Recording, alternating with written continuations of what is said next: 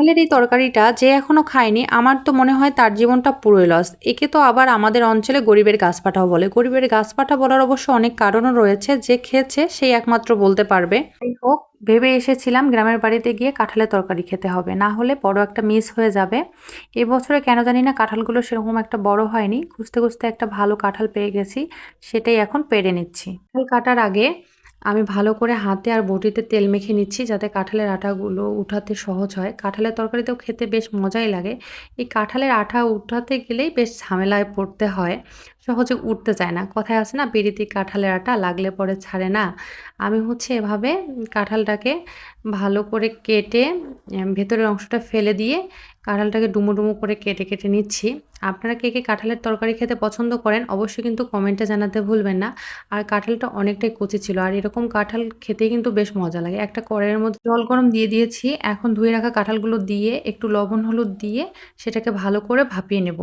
এরকমভাবেই আমি রান্না করি। আপনারা কিভাবে রান্না করেন অবশ্যই কিন্তু কমেন্টে জানাতে ভুলবেন না।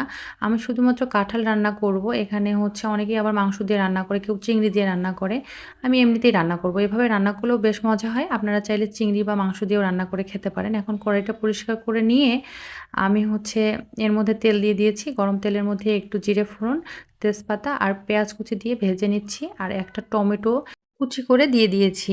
আর এখানে আমি সব বাটা মশলা ব্যবহার করেছি। আমি শুকনো মরিচও এখানে বেটে নিয়েছি, আর বাকি সব মশলাগুলো বেটে নিয়েছি। গরম মশলা, জিরে, আদা রসুন বাটা একসাথে দিয়ে ভালো করে কষিয়ে নিচ্ছি। আর এখন একটু মশলা বাটার জল দিয়ে দিলাম, দিয়ে মশলাটাকে ভালো করে কষিয়ে নেব। স্বাদ মতো লবণ হলুদ দিয়ে দিচ্ছি, দিয়ে ভালো করে কষানোর পর আসলে বাটা মশলা আলাদা একটা ফ্লেভার আসে, খুবই ভালো লাগতেছিল।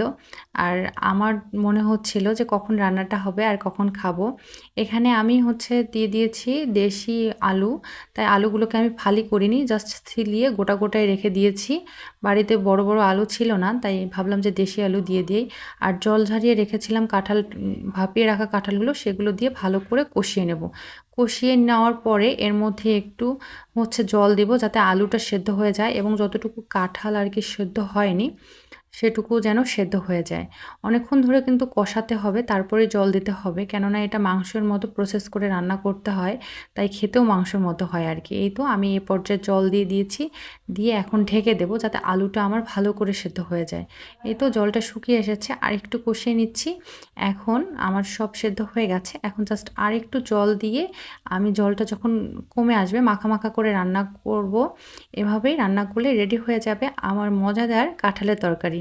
আপনারা যারা যারা এখনও এই রেসিপিটা করে খাননি, আপনারা তাড়াতাড়ি করে এই রান্নাটা করে নিন। দেখতেই পাচ্ছেন কাঁঠালগুলো এত সুন্দর করে সেদ্ধ হয়েছে, আর খেতেও তেমন মজা হয়েছে। ধন্যবাদ সবাইকে।